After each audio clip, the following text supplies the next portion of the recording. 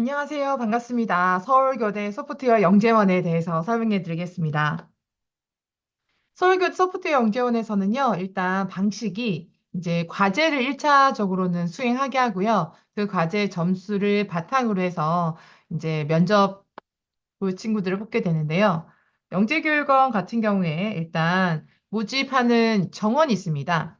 4학년 같은 경우에는 이렇게 4학년 모집을 위해서 현재 3학년이겠죠? 그래서 3학년 20명, 그리고 5학년 20명, 6학년 20명 되기 때문에, 지원자가 이제 올해 같은 경우에는 거의 20명 뽑는데 100명 넘게 지원할 정도로 또 치열하긴 했습니다.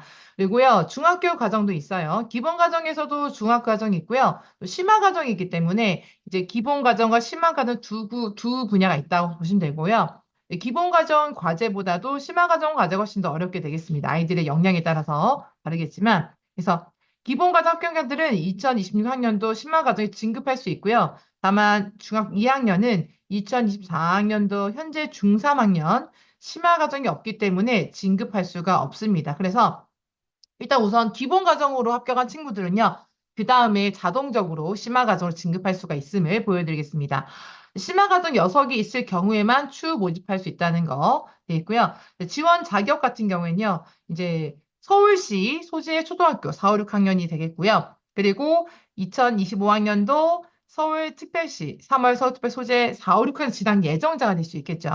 그리고 서울특별시 교육청이 인정한 교육기관에 제한한 자랑, 그리고 미인가학교, 올해부터도 이제 대안학교의 경우에도 지원이 가능한 국제학교도 지원이 가능한데요. 미인가학교 또는 학교 밖 청소년 중에서도 해당한 나이의 서울특별시 거주자라면 지원할 수가 있습니다. 중등도 마찬가지이고요. 그리고 대신에 이런 지원 자격은요. 자격을 갖춘 추천인으로부터 영재성을 갖춘 것으로 추천받을 수가 있는 학생이 될 수 있겠습니다. 서류가 있는데요. 이제 모집 안내는 보통 8월 초에 나오게 되거든요. 그래서 8월 초에 나오고 접수는 9월 10일부터 올해 같은 경우에는 9월 13일까지 진행됐었는데요.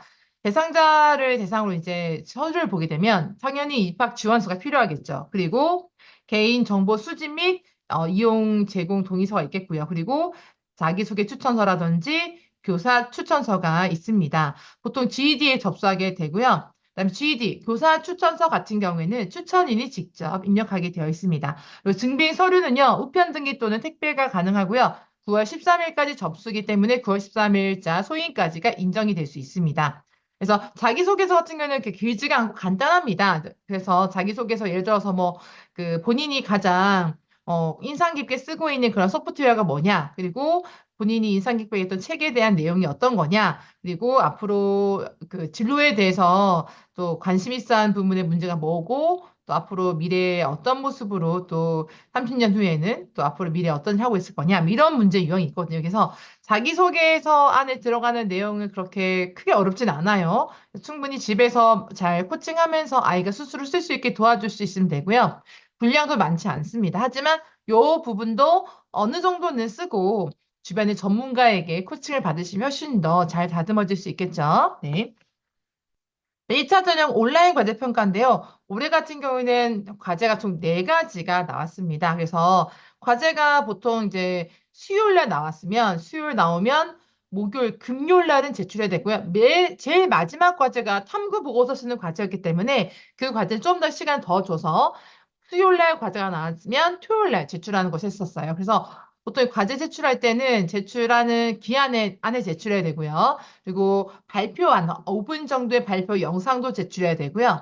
또 과제 했던 내용이 손으로 수기로 썼던 내용이 있으면 손으로 써서 뭐 복사하든 스캔하든 해가지고 PDF 파일 형태로 만들어서 보통 영상 파일이랑 그다음에 과제 파일 동시에 내고요. 또 보통 코딩 했었던 소프트웨어 썼던 소프트웨어가 있으면 거기에 대해 소프트웨어에 대한 파일도 따로 제출하라고 되어 있습니다. 그래서 일단 1차 전형 온라인 과제 평가가 되겠고요. 2차 전형 면접입니다. 그래서 보통 이제 9월 달까지 이렇게 과제가 다 끝나고 나면 그다음에 그 과제 끝나고 난 이후에 이렇게 네, 서류에 나오는데요. 10월 달까지 이제 그 과제 평가 있었어요. 4번 과제이기 때문에 하고 그 다음에 이제 거기에 대한 발표가 났어요. 네, 통과자가요. 그래서 네 번의 과제를 끝낸다는 거 기억하시면 좋겠습니다. 그래서 이 네 번의 과제가 어떤 거였는지 궁금하시죠?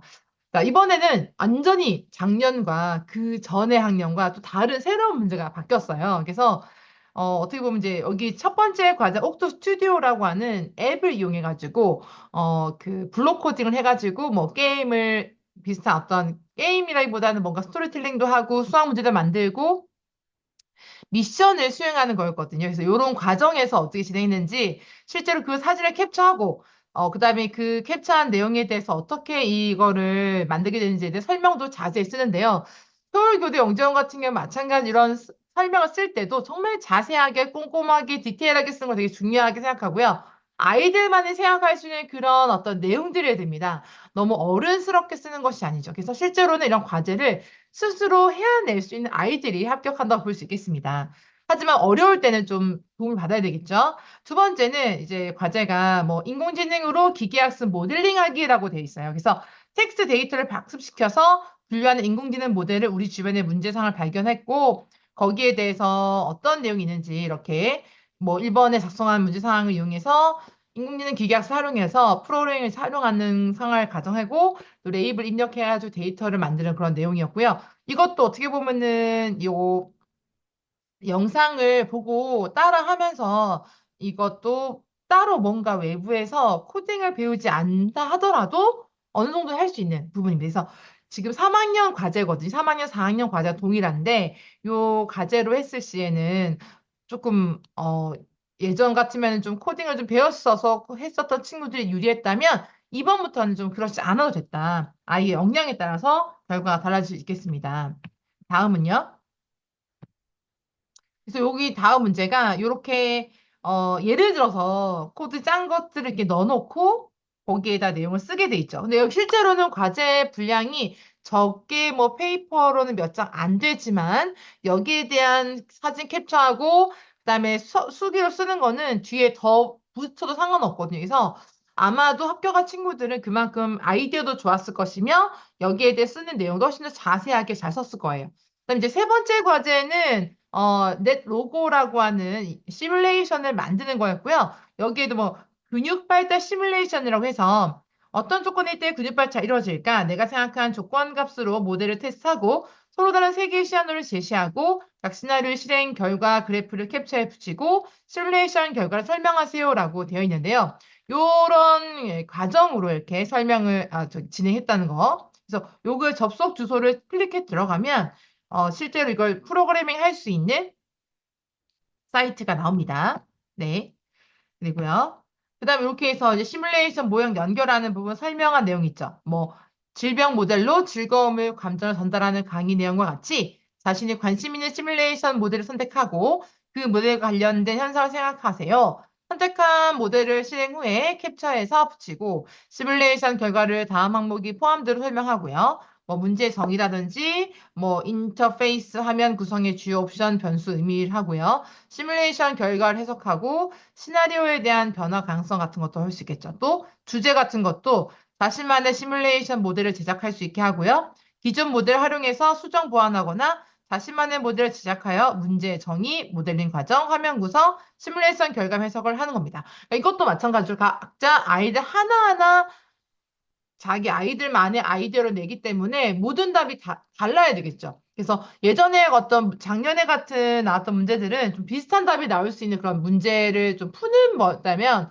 이번에 같은 경우에 진짜 다양한 그 답이 나올 수밖에 없는 과제가 되겠습니다. 그래서 아이의 역량도 중요하고 이런 것도 혼자 수술하기 어렵다면 실제로 영재교원에 가서도 과제 수행하기 쉽지 않습니다. 또 면접 볼 때도요. 이런 걸 통과했다 하더라도 어떻게 통과했다 하더라도 여기에 대해 설명하거나 그다음에 답변하는 면접을 통해서 아이가 얼만큼 할 수 있는지 스스로 했는지를 판가름할 수 있기 때문에 실제로 이러한 과제들도 아이들이 할 수 있도록 하는 것 중요합니다.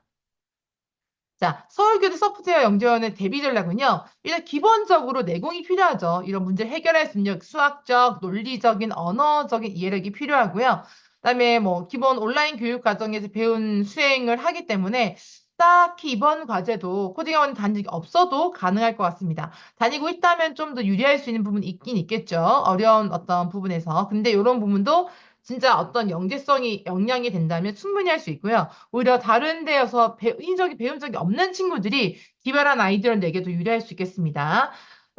아이 성향에 따라서 과제 수행에 많이 걸릴 수 있기 때문에 어떻게 보면은 좀 힘들 수가 있어요. 밤을 새서도 할 수 있고요. 그래서 이런 것도 옆에 좀 지도를 해주거나 집에 도와줄 수 있어야 되고요. 아이가 스스로 할 수 있게 도와주는 거, 또 끝까지 완료할 수 있게 도와주는 것도 되게 중요합니다. 그래서 그냥 방치하시면 안 되겠죠? 그래서 어떤 어려운 과제 나왔을 때 좀 더 아이와 그 코칭하면서 대화를 나누면서 질문을 받아주면서 아이의 생각을 끌어내주는 방식으로 해서 하면 좋겠고요. 이것도 부족하다면 이런 걸 아이들 스스로 잔을 끌어낼 수 있는 좋은 전문가 선생님과 함께 과제를 수행하면서도 대신해 주는 것이 아니라 아이가 잘할 수 있게 도와줄 수 있는 그런 코치와 함께 수업을 하거나 준비를 한다면은 되게 도움이 될 거고요. 부모님께서 그런 역할을 해주셔도 좋고요. 아니면은 그렇게 어렵다면 또 전문가 선생님과 함께 이런 과정을 통해서 아이가 스스로 과제할 수 있게 해준다면 좋은 결과 나오겠죠? 그래서 서울교대 소프트웨어 영재원 같은 경우에는 면접도요. 여기 관련된 문제가 나왔습니다. 그래서 이 과제와 관련된 문제, 인성 면접 문제까지 나왔기 때문에 어떻게 보면 과제를 수행했던 것들에 대해서 본인이 했던 거에 대한 증명, 그리고 또 그거 과제의 내용에 대해 얼마큼 아이가 파악하고 있는지에 대한 부분, 그리고 과제 점수가 얼마큼 높았는지에 대한 부분도 있습니다. 근데 과제 점수가 무지 높았지만 면접 봤을 때 그렇지 아이가 한 것이 아니라는 것이 판명이 될 때는 가차없이 네, 좋은 결과 나올 수 없겠죠. 그래서 과제도 좋은 점수 나와야 되고 아이가 면접 볼 때도 그 과제에 대해서 정말 스스로 했다는 걸 잘 증명해낼 수 있는 그런 네, 실력이 필요하겠습니다. 네.